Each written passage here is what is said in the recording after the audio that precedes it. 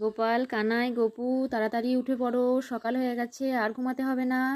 আমি কিন্তু রাতের আলো নিভিয়ে আমি আলো জ্বেলে দিয়েছি। ওলে বাবা লে, কি ঠান্ডা লে বাবা, এখন উঠবো না মাম্মা, আর একটু ঘুমোই না মাম্মা, কি ঠান্ডা বাইরে।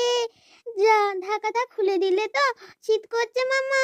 হয়ে ওঠো নন্দলা, যে দেখো হলো সকাল, গোষ্ঠী লয়ে যাবে ধেনুর পাল।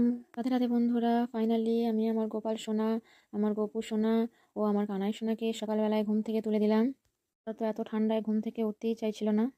তারপর আমি ওদের বিছানাগুলো একটা বক্সের মধ্যে ভালোভাবে গুছিয়ে রেখে দিলাম।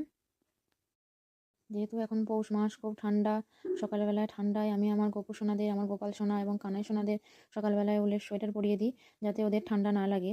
আর রাত্রেবেলায় ওদের এই উলের পোশাকগুলো খুলে আমি ওদের সিম্পল হাত অবধি জামা প্যান্ট এগুলো পরিয়ে শুইয়ে দিই। আপনারা যদি আমার চ্যানেলে নতুন হয়ে থাকেন, অবশ্যই কিন্তু একটা চ্যানেলে লাইক এবং সাবস্ক্রাইব করে দেবেন, কেননা আপনাদের একটা লাইক এবং সাবস্ক্রাইব আমাদের নতুন নতুন ভিডিও বানাতে অনেক অনেক উৎসাহ দেয়। চলো বন্ধুরা, আমার তো গোপাল সোনাদের উলের পোশাক সব পরানো হয়েই গেল প্রায়। বন্ধুরা, আমার মিষ্টি গোপাল সোনাকে এই লাল হলুদ সোয়েটারটা পরে কেমন লাগছে তোমরা কিন্তু অবশ্যই আমাকে কমেন্টে জানিও। এবার আমি জ্বালিয়ে নিলাম ধূপ এবং প্রদীপ, তারপর রুমালে করে গরম জল দিয়ে আমি ওদের মুখটা ভালো করে মুছিয়ে দিচ্ছি। কারণ যেহেতু এখন শীতকাল, আমি মনে করি শীতকালে আমাদের যেমন ঠান্ডা লাগে, আমার গোপাল সোনাদেরও ঠান্ডা লাগবে, তাই আমি গরম জল আগে থাকতে করিয়ে এনেছিলাম। এবার আমি গোপাল সোনাদের জন্য তৈরি করছি ওদের সকালের সেবা দেওয়ার জন্য খাবার। তাই নিয়ে নিয়েছি আমল দুধ। আমল দুধটা আমি ভালো করে গরম জলে গুলে নিলাম, তারপর দিয়ে দিলাম বিস্কিট। আমি শীতকালের প্রত্যেক সকালবেলায় গোপাল সোনাদের আমি এই সেবাটা দিয়ে থাকি। তোমরা তোমাদের গোপাল সোনাদের কী সেবা দিয়ে দাও সেটা কিন্তু কমেন্টে আমাকে অবশ্যই জানিও। দেখো, আমার গোপাল সোনার সেবার জন্য সব রেডি, এবার আমি সেবা দেব।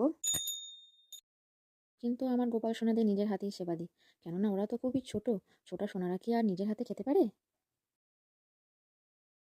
আপনারাও কিন্তু আপনাদের গোপাল সোনাদের নিজের হাতে খাইয়ে দেবেন, কেননা এই ভাবটি হলো বাৎসল্য ভাব।